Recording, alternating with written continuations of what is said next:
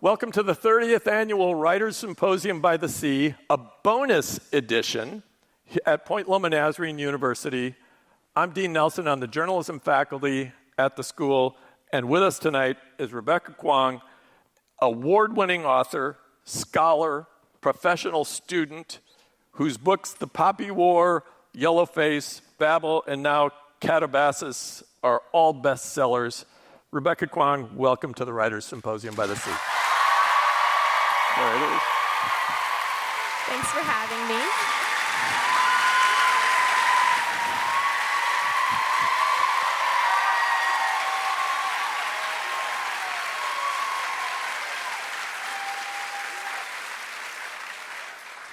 So apparently you brought the whole family. Very nice. I want to start with a statement from your acknowledgments page on the Poppy War, Book 1. You thank someone for transforming you from being a person who liked to write into a person who is a writer. What did that person do, and what's the difference? Who was it? I'll tell you if you want. Did you want to know? I do. I have a good guess. I think it might be Jean Cavellis, one of my writing instructors at Odyssey Workshop, but it does inform my answer who it was. Yeah, that is who okay, it is. Great. Yeah. It's been many years since I turned in that acknowledgement. What did she do? Okay, well, it's a bit of a long story. After I wrote The Poppy War, and I started writing that manuscript when I was 19, and I had no creative writing education under my belt. I went to college to study international economics. That did not go so well. It went so badly, I took a gap year to figure out my life.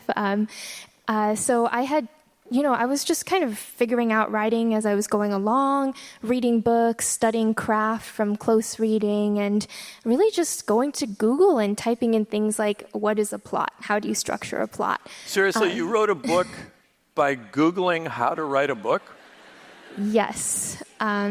And that's The Poppy War.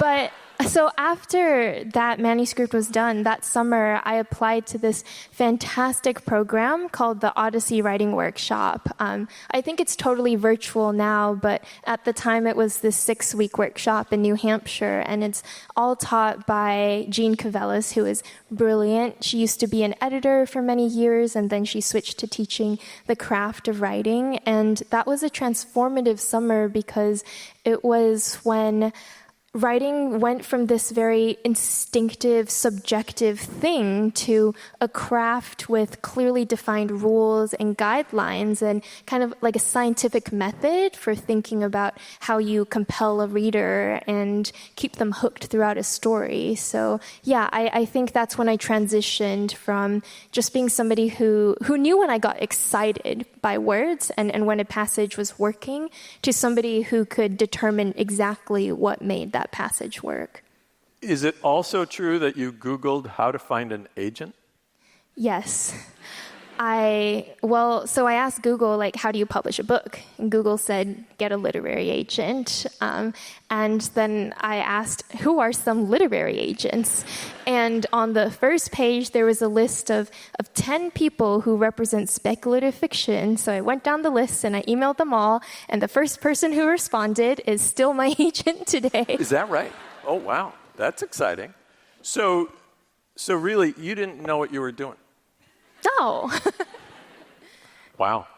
I think I read in the New Yorker piece about you where you would also send chapters, was it to your dad, and just say, is this anything? How did that go? Yeah, me and Charles Dickens are the same. We were writing serial fiction. But how it happened was I had a very rough draft of the entire novel, and then I was going through and cleaning up chapters one by one. But at that point, I had worked on it for a while with no eyes on it, and I really just wanted to show somebody, anybody, that what I'd been working on all this time. So I sent chapters one by one to my father as I finished them, and he's the perfect reader. only had praise and no criticism. And it was just his sheer enthusiasm that kept me going. Whenever I finished a chapter, he would say, "This is so awesome. I love what you did here. I can't wait to find out what happens next." And I did a project on serial fiction earlier in grad school, and there's an interesting effect where when you have a reader hanging on your every word, you start to structure chapters so that they end in cliffhangers, and each chapter is also its own complete story arc because your reader gets them in installments. That's not how I write now, but that's why the Poppy War is a little episodic, because it wasn't just that I wanted my dad to enjoy the whole thing as a work of art, but every few days I wanted him to get that little burst of excitement. So yeah, it both encouraged me to finish the manuscript, but I think that serial format has a profound effect on the craft and pacing. Okay. So, and I'm going to ask you about Katabasis, but is it Katabasis? Katabasis? I hear everybody saying it however. And they can say it however they like. How do you say it? I say Katabasis. Katabasis. We'll go with that. So, in Katabasis, you set the main character's inner conflict early on. And this is what she wonders. This is what the Alice character wonders. Would she rather graduate, produce brilliant research, and go out in a blaze of glory? Or would she rather live out her natural lifespan, gray-haired and drooling, fading into irrelevance, consumed by regret? Are those really our only two choices? Well, I think your hair looks very nice.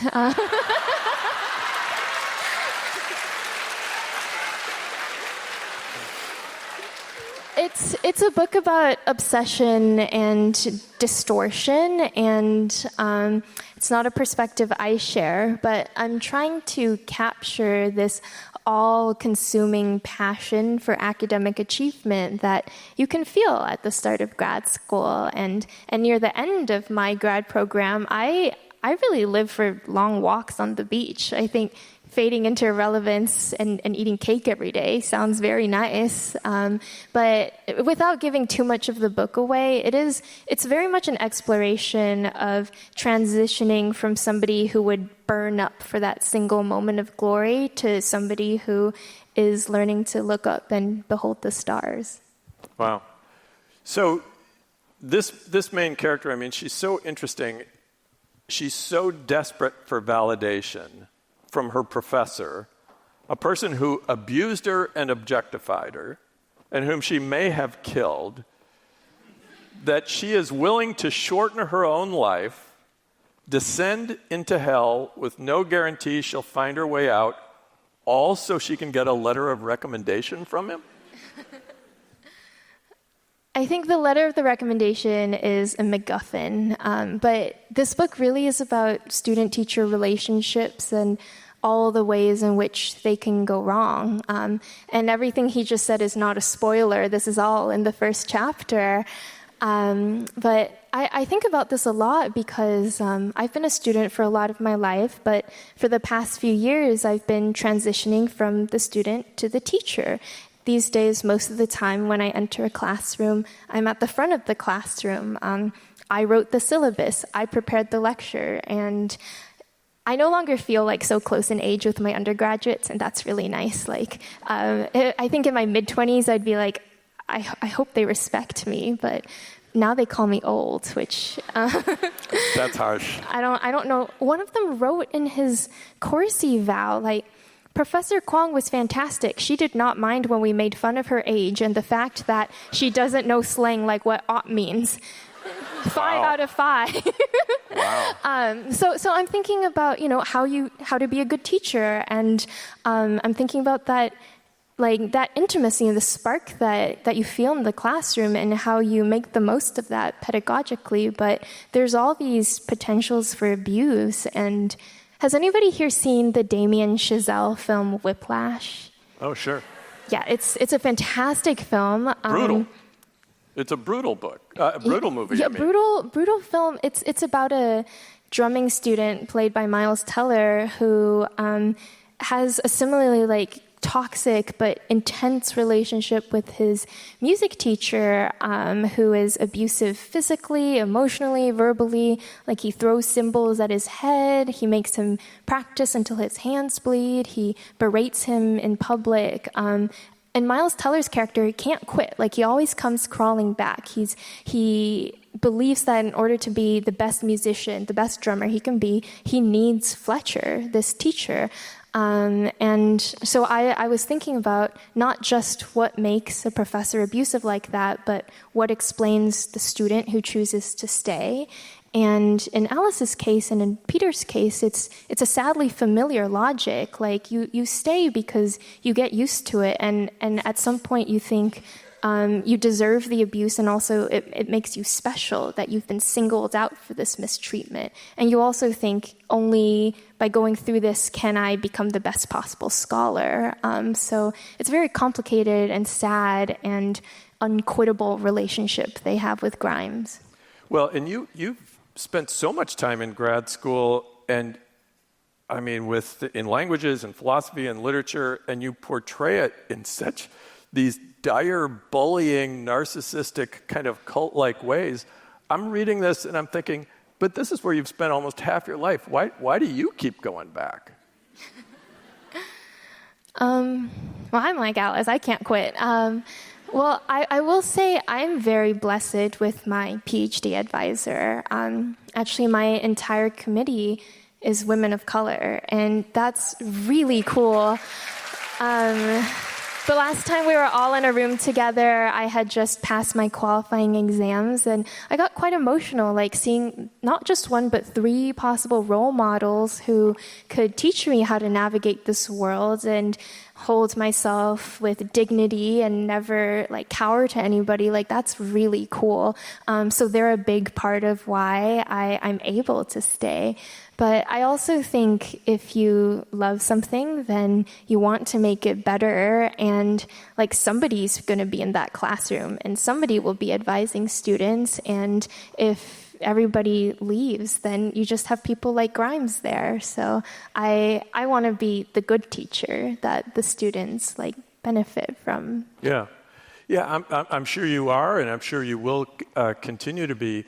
I do think that the difficulty that this Alice character and really other characters like in Babel and Rin, just in the whole education process, your ability to stay out of the mental health issues that those characters have done, you were able to do that because you were able to write and tell stories and address those things. Would you say that mental health was actually one of the things that was driving you to tell these great stories? I think so. I mean, writing helps. I'm also in therapy, and I started seeing this fantastic therapist just this year because I used to get like panic attacks going on tour, and now I don't. Now I just draw very fat, round birds in a sketchbook, and it's great. It keeps me very calm. I do think there is a really therapeutic effect to chronicling difficult emotion. There's something I always do whenever I'm experiencing an intense feeling, good or bad, where I kind of split my psyche, and there's the me that is undergoing, let's say, grief. I've been dealing with a lot of grief recently. So there's the me that is grieving, and then like part of myself kind of floats outside, and it's just very curious and detached and observant. And that part of me is asking, oh, this is really interesting. How would we turn this feeling into language so that we could use it in a book later? It's not so crudely utilitarian as that. They're just really seeking to articulate all this feeling in a way that I can apprehend. So the part of me is thinking like, where does this emotion sit in the body? Like, like physically, like where in the chest is the grief? Like how is the crying working? Like where does it start? Does it start with the breathing? When does the crying turn into like dry hiccuping? What's the purpose of that? And then I write all that down at the moment that I am still experiencing the emotion, and it usually calms me down. Mostly it helps to make me intelligible to myself. And then I put that in a book and then inflict it on a lot of other people. So I think the writing doesn't make the hard times easier, but it does give me a map of everything that was swirling through my mind, and it makes me feel less like my head's going to explode. Sure. The Professor Grimes character is so problematic in this book, and he says this to Alice regarding the challenge of her succeeding in grad school. He says to her, "You don't talk like them, you don't look like them, and your research doesn't fit what they're looking for. You will always have to perform twice as well for half the acclaim. You have no room for mistakes." Is that the message? That's not the message you're getting now based on what you just said about your committee, but was that the message you were getting early on in your academic career? No, I went to college in 2013. Alice was doing her programs in the 1980s. So that is historicizing her situation. Again, like I've just been so lucky with mentors who look like me and show me a path forward for what I want to do. So, but to continue that, later you have the character thinking it seemed like the best way for her to prove that women were not just inferior was to just not be inferior. Is it that simple?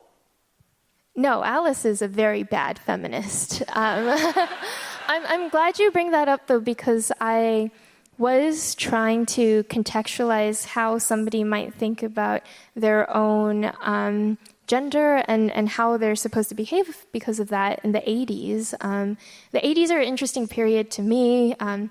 My editor, who is older than me, says that I'm not allowed to call it a period piece. So it's just an era that I was not around to witness, but many were. But the 70s and 80s are interesting to me as this countercultural backlash to a lot of the progressive and anti-colonial movements of the 60s. Like on the heels of the civil rights era, you have like Vietnam and Reagan and Thatcher. And so Alice and Peter are coming up in a world where on both sides of the Atlantic, Reagan and Thatcher are in power, and this has seeped into their cultural ideology. So Alice exists in this weird middle period, this awkward transition moment between second and third wave feminism, where most of the material gains for women have been fought for and won by feminists she doesn't know and doesn't acknowledge. So when she's going to school, she can enroll, she can matriculate anywhere, she can vote. Women are at least like nominally represented in most fields. So she is embarrassed by feminists. She finds them hysterical. She thinks they're bra-burning, like radical, like complainers who like are screeching for too long about how they are victims of sexism, when really she thinks you should just keep your head down and do good work and you can hang with the lads. And it's this very neoliberal, self-sufficient, like denial of systemic oppression that she thinks is going to save her. She thinks that's the way out. So she has constructed this cage of belief around her invulnerability to systemic sexism. And then when terrible things happen to her, because in large part because of her gender, she has no framework for how to deal with it. She doesn't have anybody to turn to. She can't even really admit what's happened to herself. And she has no system for solidarity or support. So she's a terrible feminist, and she suffers the consequences. Wow. Yeah, I found her to be just a really conflicted person, but she's also seeking this validation, and that's what I think is so wonderful about this book. All of your books, actually, which seem to be about human longing, the desire for the main character to have someone or something say, you're okay. You're gonna belong. Would that be an accurate portrayal of most of your main characters? That's their longing? It's okay to say no.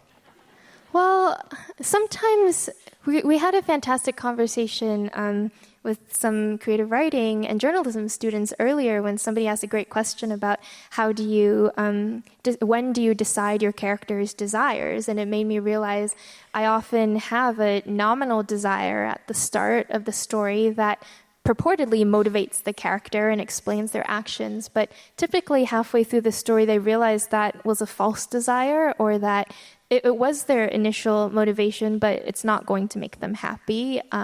It's not going to leave them satisfied, and there was a deeper, truer desire all along, and that's when the story pivots to something more interesting. So I think certainly in the beginning, most of the characters just want to be a part of the institutions that they crave to be acknowledged by. But by the end of the book, I mean, Robin blows up Oxford, so it can't all be about belonging. Sometimes it has to be about taking down the British Empire.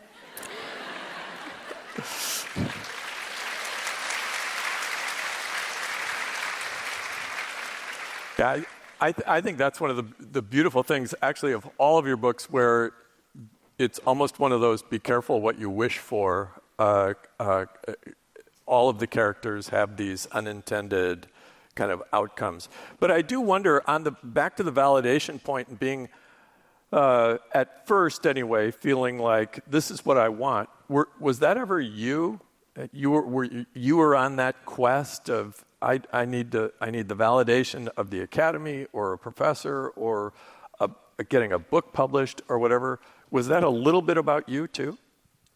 Yeah, certainly. I grew up as a Chinese immigrant in Dallas, Texas, and there weren't a lot of people who looked like me. So I think I've always grown up feeling a bit on the outside. I was actually bullied quite badly for it in elementary school, but I did not notice. This is like a retroactive observation, because at the time I was just such a bookworm that I was more absorbed in fictional worlds than what was going on around me. So I remember clearly, like, I'd be at recess and kids would be making fun of me, and I would just tune them out because I was reading. And there was also, I remember so clearly, Preston Marks. I still know your name. Preston, get up here. But in fifth grade, this boy named Preston, who was as popular as a fifth grader can be, but he and some of the cool boys, they prank called me, and Preston said, "Rebecca, will you go out with me?" And I said, "Ew, no." And I hung up the phone. And I really just didn't notice it at the time because I was such a loner bookworm. But I look back and I think, I really was on the outside. So I think that's why a lot of my work is about outsiders kind of longing to be a part of this scene that they're just observing as if it's a film or a TV show. And I think when you are on the outside like that, you want to chase the shiny prizes because that is a sense of validation. I was chasing scholarships, I was chasing fellowships, and those were all nice. But you discover pretty quickly, life can't be about winning things. You get a chance to have all this education, and then you ask, what am I supposed to do with all of this? How do I start sending that knowledge back out into the world? So very happy not to be that 20-year-old who's just applying for things anymore. Sure. One of the things that I thought was so funny about this descent into hell that Alice goes in, there's one of the rings of hell that is occupied by creative writing students, where they glower at each other in silence and go everywhere in groups. And then there's another ring where the characters are obsessively going over their dissertations, and they know they're never going to get past. But I want to bring up a line from Yellowface related to this, where the main character is talking to her mom about writing, and the mom says, "Writing isn't the whole world." And the Juniper character says, "But writing is the whole world. I want to move people's hearts. I want my books to be in stores all over the world. I want my words to last forever. I want to leave behind a mountain of pages that scream, Juniper's song was here, and she told us what was on her mind. Is that you? I actually don't think so. I think my motivations have changed over time. When I was earlier in my career, I wanted to be read so badly, especially because when the Poppy War first came out, it wasn't a bestseller. It was actually only this year that any of those books made it onto a bestsellers list. It was the Dragon Republic, infuriatingly, because they released a special edition, and that did quite well, and that was the first time any of those books got on the list, and it had to be that one. But when the books first came out, it was a very quiet launch, and I was kind of sick to my stomach with fear that this was it, like my career was over, I wasn't going to get this chance again, that all this hard work wasn't going to add up to anything, and that my words would kind of sink into oblivion. So I think I really craved the acknowledgement back then, but I think you can't write for fame, you can't write for acclaim. I think these things do not keep you satisfied. I think they're actually quite dangerous to think about too often, if ever.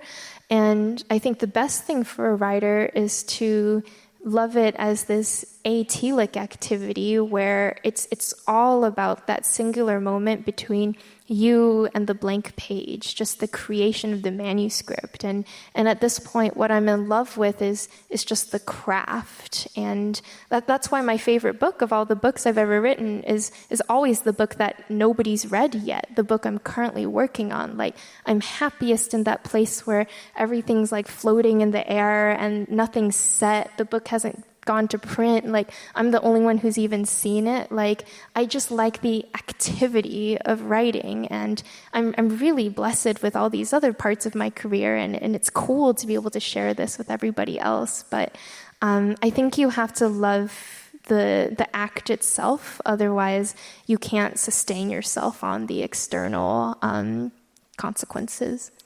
This new book is being made into a video into a series on Amazon. Is that right? Yes. So, can we talk about that? No. Did I bring up something I wasn't supposed to bring up? No, actually, somebody on my production team is here, so... We never talked about it. He'll report everything to legal if I speak out of turn.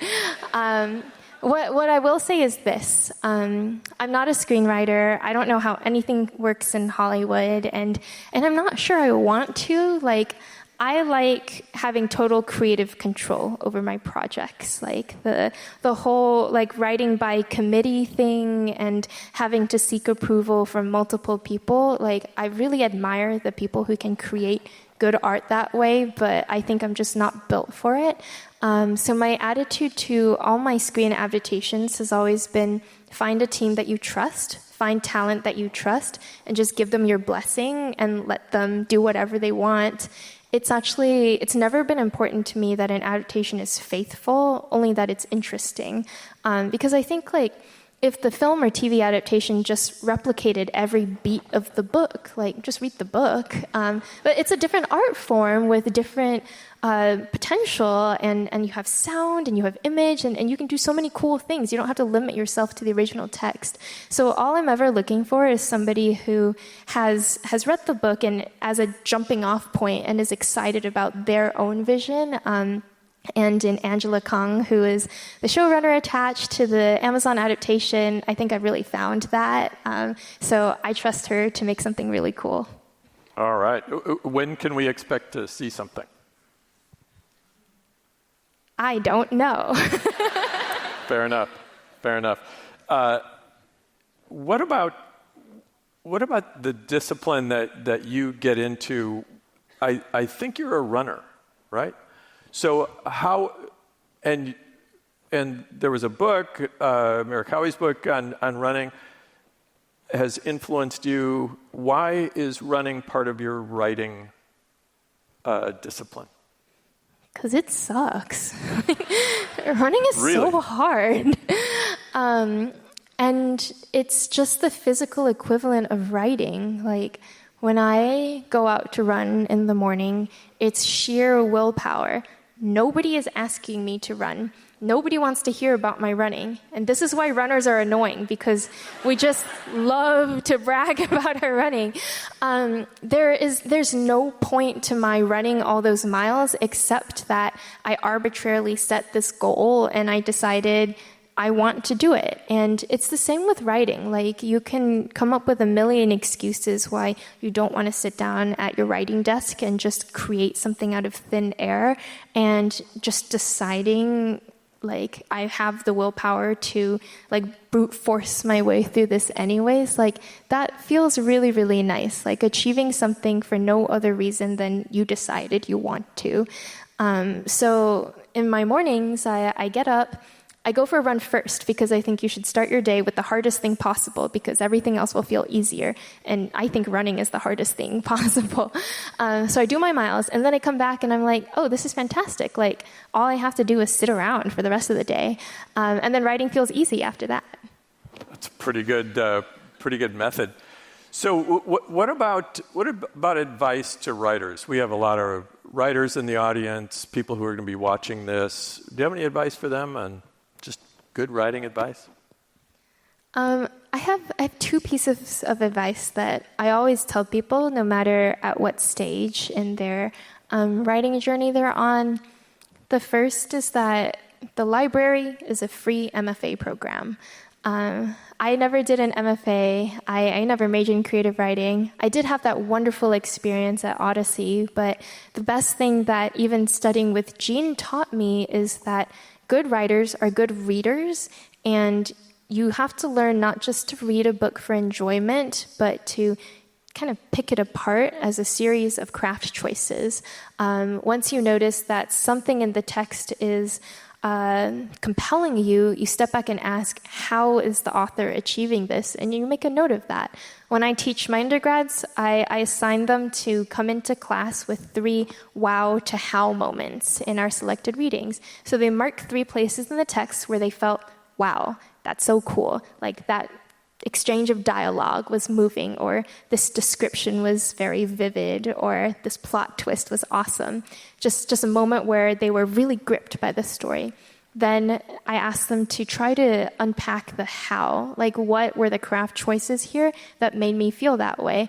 And through the close reading, we then extract some general principles of how you write well. And I think this is the only good way to learn writing, because you can talk about craft in the abstract all day long, but unless you're in the weeds, like experimenting with it and seeing other people implement it, they are not going to make any sense to you. So just read all the time, read broadly, read carefully, and make a note every single time you notice something that works. The second piece of advice I always give writers is a piece of advice that was once told to me by somebody who I've forgotten. So sorry for the lack of credit. But it's your capabilities as a writer only extend as far as your understanding of other people. I think this is really important because a lot of people choose writing because it's a solitary activity. Like, I'm an introvert. I like to work alone in my office. But if you're just writing about your subjective experience of the world and your experiences, you might have maybe one good book in you, and then I think you run out of observations pretty fast. But to keep writing fiction that builds like a realistic portrait of how people other than you are experiencing this weird, cool world, then you have to be intensely curious about others all the time. And this means going to parties. But it also just means like stepping outside of yourself and asking questions to everybody that you meet, and just being very open to ways of living that aren't your own. So I try to do that as much as I can, and now I'm the weird girl at parties who goes up to people and I'm like, what's your childhood trauma? But yeah, I'm really popular. What could you tell us about the new book? Taipei story? Uh-huh. Well, it's almost done. I'm in the last round of revision, so it's very close. It's coming out next September. It's not fantasy, it's literary fiction. It's a coming-of-age story about a college freshman who is studying Chinese abroad in Taipei when her grandfather passes away. And I was studying Chinese in Taipei when my grandfather passed away. And this was very hard for me because the whole point of studying Chinese was so that I could connect with my extended family and learn their stories and really just have like the sort of adult conversations we would have had if I had grown up in China and, spoken their language earlier. But I was working on that reconnection, but I kept deferring all these conversations to the future because I didn't feel confident in my Chinese yet. And then my grandfather passed away, and now I'll never get that chance. So the book is my way of exploring, like, what happens if that diaspora return is not possible, and what happens if you can only have conversations and pose your questions to empty space. So I'm very proud of it. It's a sad book, but I think like a very humanist and hopeful book and a life-affirming book in the end. Okay, cool. We've got a couple of questions from people who sent questions in. So let me ask you, a reader or one of the people in the audience sent this in. What made you want to write a happy ending for the main couple this time around? Geez, talk about spoilers. Okay. Well, do you want me to move on? No, I guess now we know. I got married, and I was finishing the book as we were preparing for our wedding, and I think we went through a pretty terrible time. Bennett and he got very sick. He almost died, right? Yeah, he's doing a lot better now. And the book is like a love letter to him, and it's called Katabasis, not just because it's a literal descent to the underworld, but it's exploring like what lands people in their personal hells and also how you find the strength to climb out of there. And the book really only came together once we got through that time. And I was just so grateful for it and so happy to be on the other side where we were looking at the stars together again. So for once in my life, I didn't kill off everybody at the end. Wow.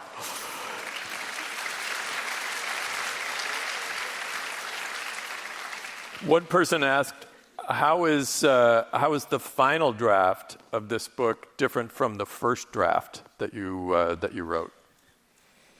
There's a lot more math in it. Now or then? There's a lot more math in it now, and I'll explain why. In the original draft, there's a scene when Alice and Peter are arguing over their maps of hell.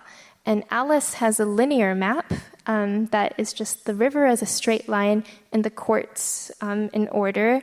And Peter has this map that both of them keep calling the pizza anus because it looks like it's a circle with wedges and a little circle in the middle.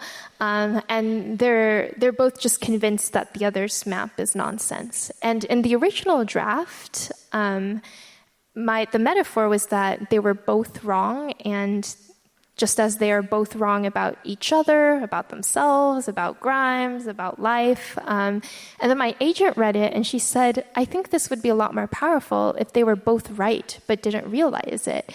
And I was like, Hannah, that's ridiculous. The maps are incompatible. And she said, not if hell has hyperbolic geometry. And wait, your editor said that? She was an English math double major, and she is married to a math professor.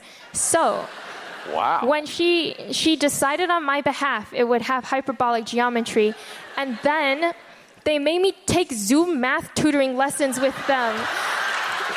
Okay, like Hannah and Josh, they would sit my ass down and Joshua would be like, here's some homework, like watch these videos on the Poincare disk model.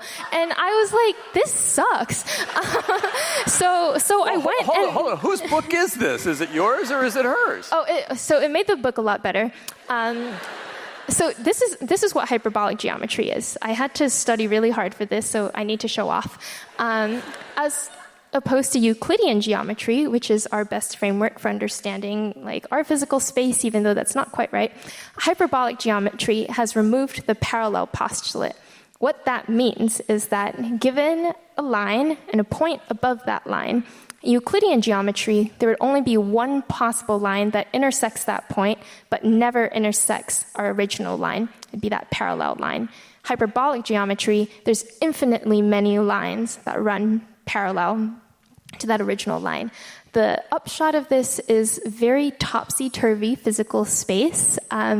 There's something called negative curvature, so space looks like a coral or like a Pringle chip, but it means that from within the space, things can look linear, but from without, it can look all like twisted and spherical and weird. So Alice and Peter's maps are actually both completely right, and they don't realize this until later in the book.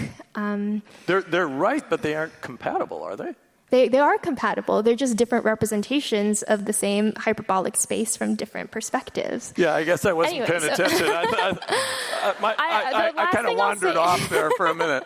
The last thing I'll say is Babel had like 6 sensitivity readers for language and culture and things. Katabasis had 1 sensitivity reader for math. There's some other cool stuff there about like certain mathematical paradoxes, and that's all thanks to Joshua. So everybody thank the mathematicians in your life. Wow. So here's my final question, and that is, do you feel like you still need to Google how to write a book? Well, I don't use Google anymore for that specific question, but we talked about this earlier with the creative writing students as well.